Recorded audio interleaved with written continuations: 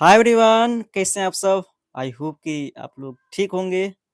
प्यारे साथियों, आज हम लोग class 10th mathematics chapter number 1 का बेसिक कॉन्सेप्ट देखेंगे।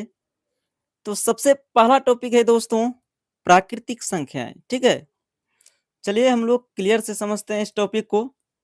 सबसे पहले समझते हैं प्राकृतिक संख्या क्या है। ठीक है, तो इसका डेफिनेशन है, गिनती की संख्या को प्राकृतिक संख्याएं कहते हैं।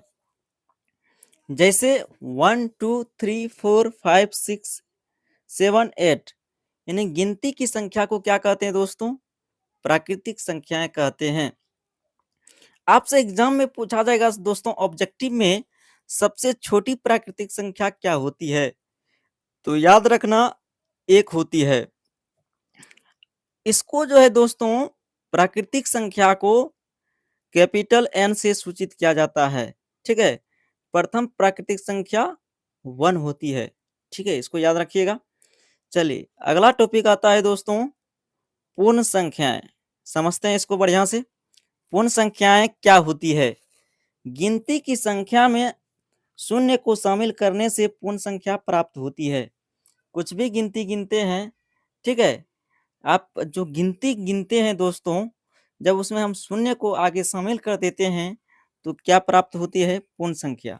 1 2 3 4 5 है, यह है गिनती की संख्या। जब इसमें शून्य को शामिल कर दिए, यहाँ ध्यान से देखिए, तो यह क्या बन गया, पूर्ण संख्या। ठीक है, और चूंकि पूर्ण संख्या शून्य से शुरू होती है, इसीलिए सबसे छोटी पूर्ण संख्या जो होती है शून्य होती है दोस्तों। क्या होती है, शून्य होती है।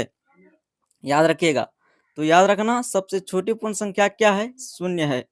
वास्तविक रूप से सभी प्राकृतिक संख्याएं पूर्ण संख्या होती है, लेकिन शून्य केवल पूर्ण संख्याएं होती है।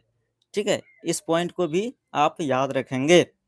चलिए अगला टॉपिक आता है दोस्तों, पूर्णांक। ठीक है, पूर्णांक है, पूर्णांक संख्या किसे कहते हैं, इसको समझते हैं। धनात्मक, ऋणात्मक एवं शून्य के समूह को पूर्णांक कहते हैं। क्या कहते हैं दोस्तों, पूर्णांक कहते हैं। जैसे -4, -3, -2, -1, 0, 4 2 3 4 5 6। ये देखिए, -4, -3, -2, -1, ये क्या है दोस्तों, ये सब है दोस्तों आपका ऋणात्मक पूर्णांक। ठीक है, और 4 2 यानी प्लस वाला जो है, सारे के सारे क्या है, यह है धनात्मक पूर्णांक। कैसा पूर्णांक है दोस्तों, यह है धनात्मक पूर्णांक। और इसमें देखिए शून्य भी शामिल है। ठीक है, इसीलिए तो डिफिनेशन लिखा गया, धनात्मक, ऋणात्मक एवं शून्य के समूह को क्या कहते हैं, पूर्णांक कहते हैं। आई होप कि यह टॉपिक आप लोग समझे होंगे। चलिए अगला टॉपिक देखते हैं, सम संख्याएं। अगला टॉपिक है दोस्तों, सम संख्याएं। क्या है, सम संख्याएं, जो संख्याएं दो से पूरी तरह विभाजित हो, यानी दो से पूरा पूरा भाग लग जाए जिस संख्या में, उसे कहते हैं दोस्तों सम संख्या। उसे क्या कहते हैं, सम संख्या।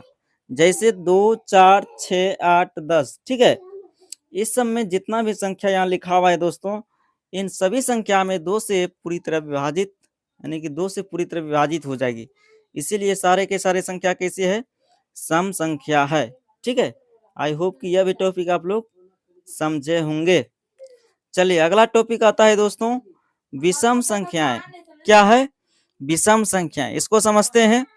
जो संख्याएं दो से पूर्णतः विभाजित नहीं हो, यानी कि जिस संख्या में दो से पूरा पूरा भाग नहीं लगे।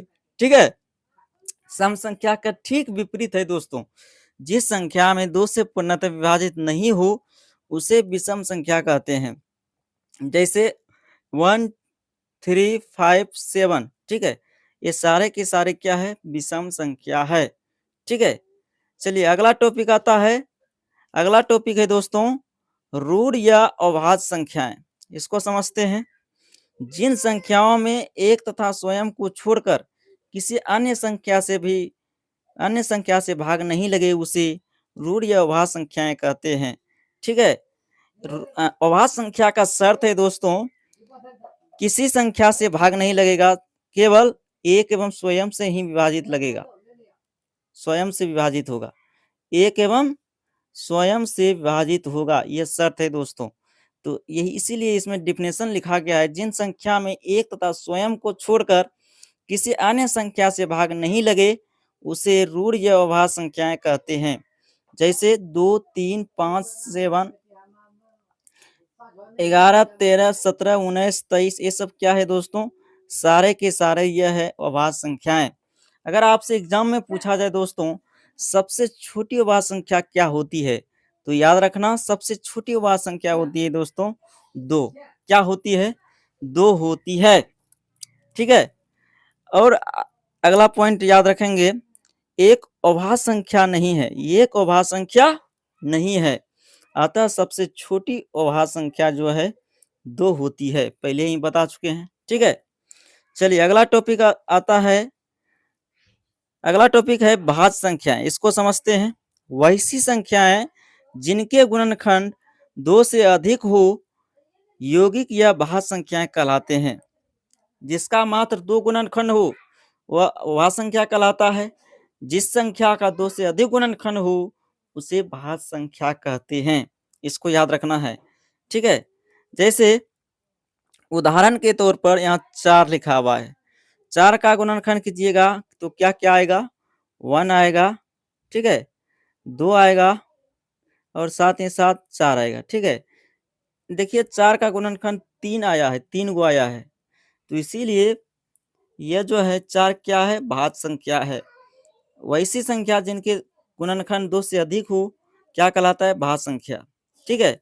3 जो है भाज्य संख्या नहीं है, यह है अभाज्य संख्या है दोस्तों। ठीक है, याद रखिएगा। क्योंकि 3 का गुणनखंड कीजिए तो इसका केवल 2 ही गुणनखंड आएगा, 1 और 3 ही बताए थे ना। तो जिस संख्या का केवल 2 गुणनखंड हो उसे अभाज्य संख्या कहते हैं, और जिस संख्या का 2 से अधिक गुणनखंड हो उसे भाज्य संख्या कहते हैं। ठीक है। आई होप कि यह टॉपिक समझे होंगे।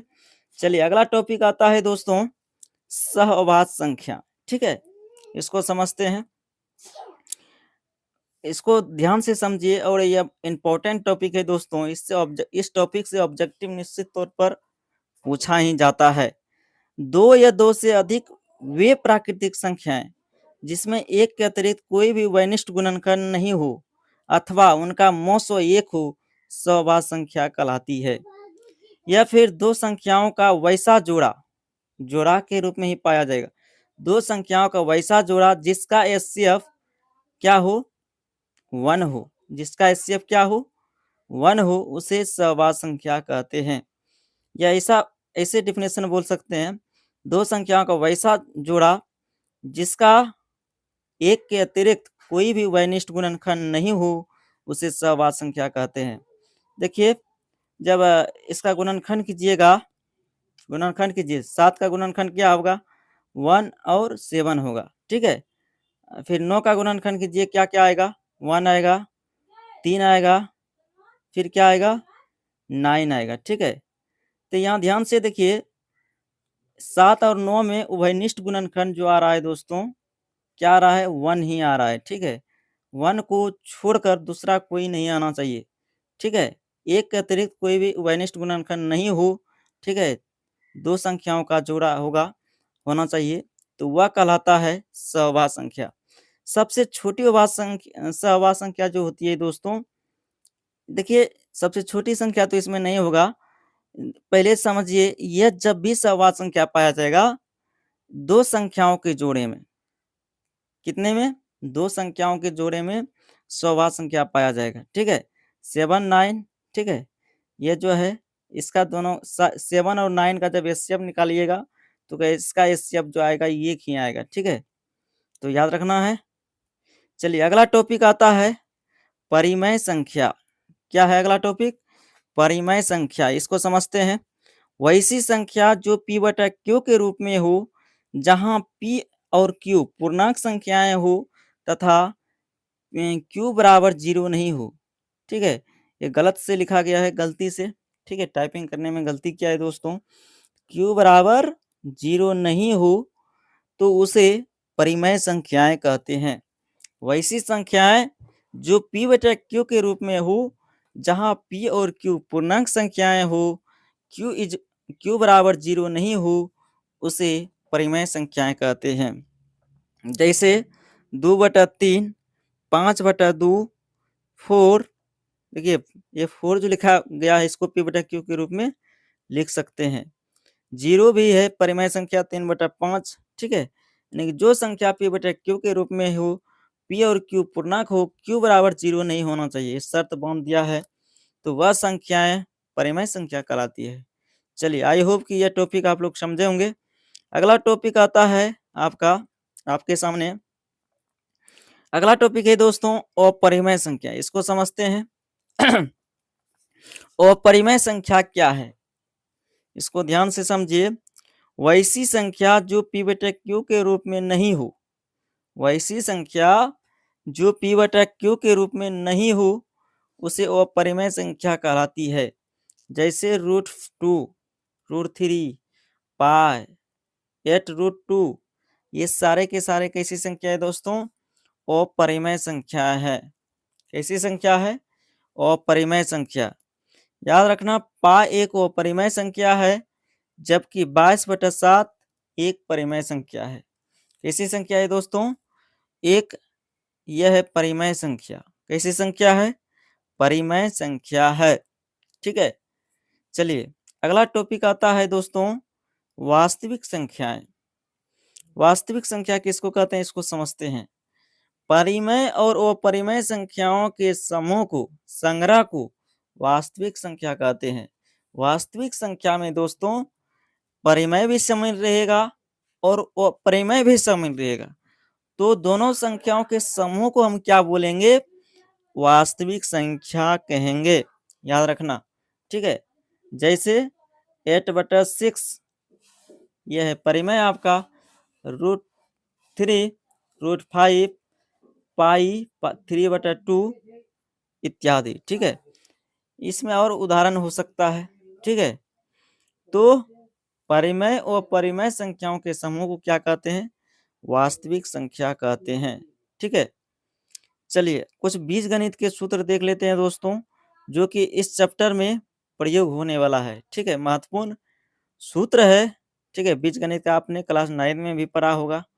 चलिए इसको देख लेते हैं।